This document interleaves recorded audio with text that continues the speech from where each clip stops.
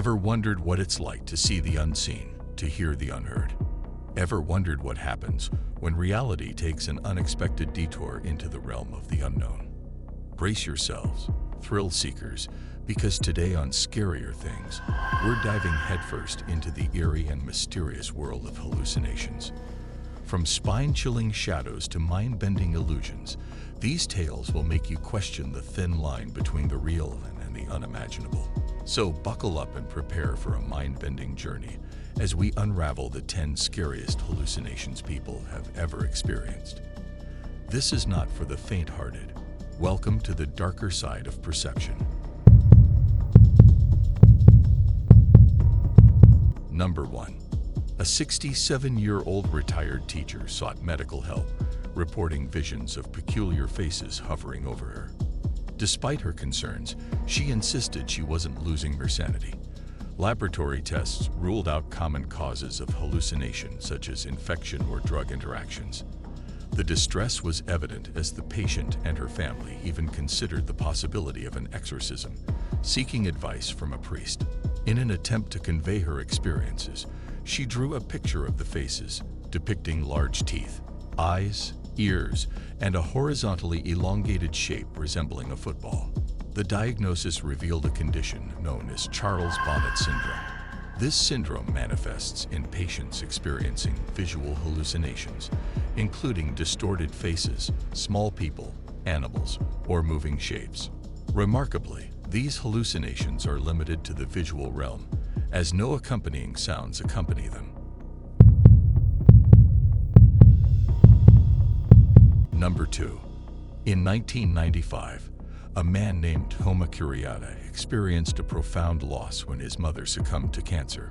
Overwhelmed by grief, he secluded himself in his bedroom for days, consumed by depression. One night, he was jolted awake by the sound of the wooden floor creaking, as if under pressure. To his astonishment, he saw his mother standing by the doorway, watching him.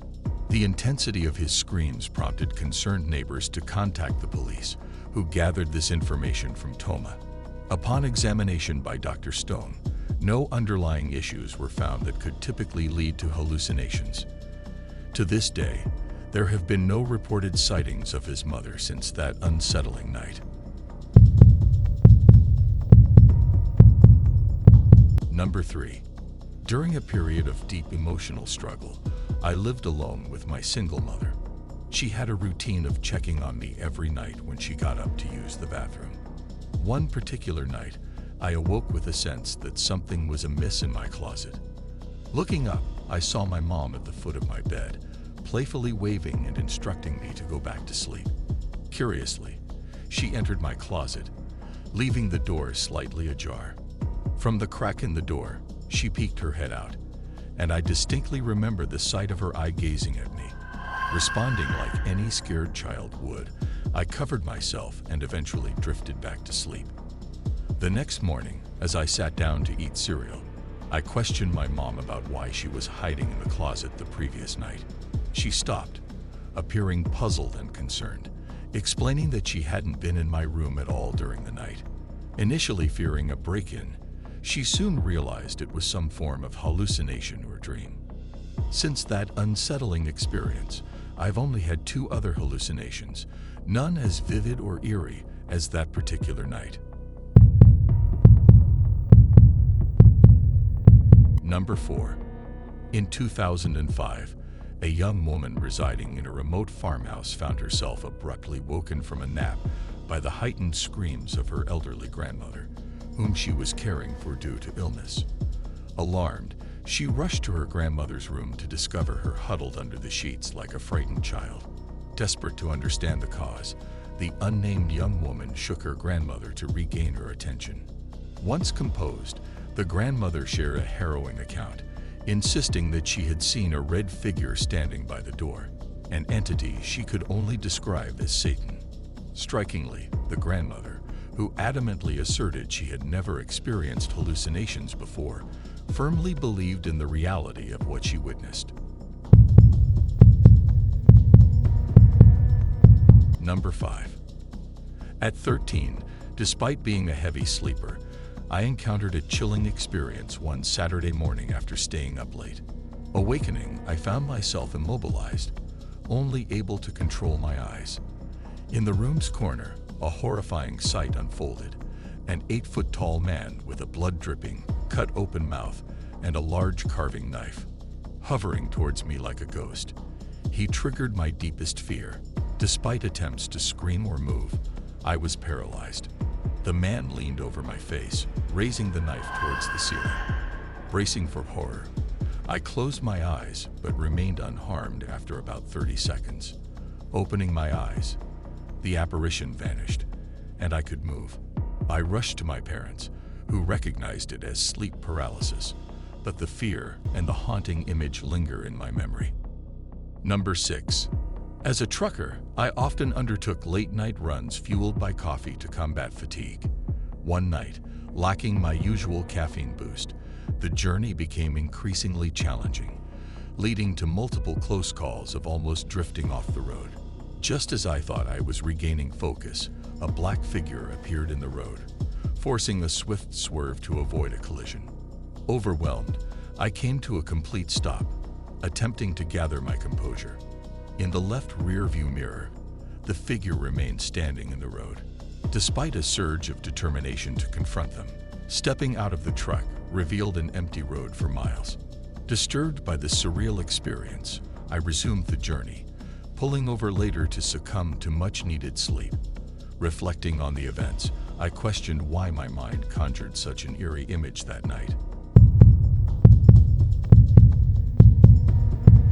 Number 7. This is the most terrifying experience I've ever encountered. I reside in a rural area, though not entirely isolated, with a fair number of close neighbors and woods surrounding the landscape. On a typical night, with solitude as my companion, I was startled by a genuine scream echoing from the woods. Intrigued and filled with a sense of unease, I grabbed a flashlight and ventured into my backyard. The late hour meant everyone else was asleep, with darkness prevailing. As I shone the light through the trees, my heart skipped a beat when the beam revealed a figure, towering at least twice my height, resembling a lady with an elongated trunk-like appendage hanging from her face down to her waist, reminiscent of an elephant's trunk. The figure moved eerily in my direction, its features obscured by a lack of color, exuding an unsettling bluntness. Filled with dread, I retreated into my house, closing the door behind me. When I mustered the courage to peek back outside, the mysterious entity had vanished without a trace. I desperately hoped that what I witnessed was merely a product of my imagination. Number 8. Juggling 2 jobs as a single mother, I often rely on a sitter for my 3-year-old son during long drives. Exhaustion has brought me perilously close to falling asleep at the wheel. One night, battling drowsiness, I resorted to pinching and shaking to stay alert on the dark highway. A sudden giggle behind me led me to check the rearview mirror, revealing my 3-year-old seemingly in the backseat. Panicking, I slammed on the brakes, only to find the seats empty. Within seconds, the sitter called, disclosing my son's injury. The shock snapped me awake, reinforcing my belief in a mother's unique sixth sense for their children. Number 9. Having experienced sleep paralysis multiple times, I can affirm its deeply frightening nature. The most intense occurrence took place at the age of 19, surpassing any previous episodes. Upon waking up to morning sunlight, I found myself immobilized. The horror peaked when a young girl, expressionless, stood by the wall. Despite the instinct to scream or resist, I was completely helpless.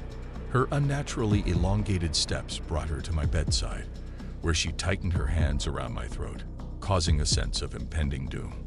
The inability to respond intensified the terror until, at the brink of suffocation, I jolted awake, hitting myself.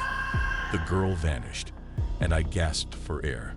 The profound helplessness, watching the nightmarish scenario unfold without intervention, remains the chilling aspect of this experience, comprehensible only through personal encounter. Number 10. Vacationing with my family at a secluded Pennsylvania resort, I encountered an unsettling situation despite not feeling tired. The eerie atmosphere, coupled with a lack of young people for socializing, created an adult-oriented vibe. One day, I saw a teenage girl in a second-floor window and waved, receiving no response. Later, at the resort's playground, I spotted her near the tree line. Approaching her, her face gave off a creepy vibe, and she sprinted into the woods, leaving me unsettled. Thoughts lingered during the car ride home, and to my surprise, I saw her by the highway's tree line. Despite questioning my parents, they dismissed it, leading me to question the reality of the encounter. Strange occurrences often linked to fatigue, but this tale stands out as I wasn't tired. Vacationing with my family in rural Pennsylvania, the eerie atmosphere lacked young people for socializing, creating an adult-oriented retreat. One day, I saw a teenage girl in a second-floor window, waving with no response. Later, at the resort's playground, I approached her, but her creepy vibe made her sprint into the woods. During the car ride home, thoughts lingered, and seeing her by the highway's tree line heightened unease. Questioning my parents led to dismissal, making me consider if it was all in my head.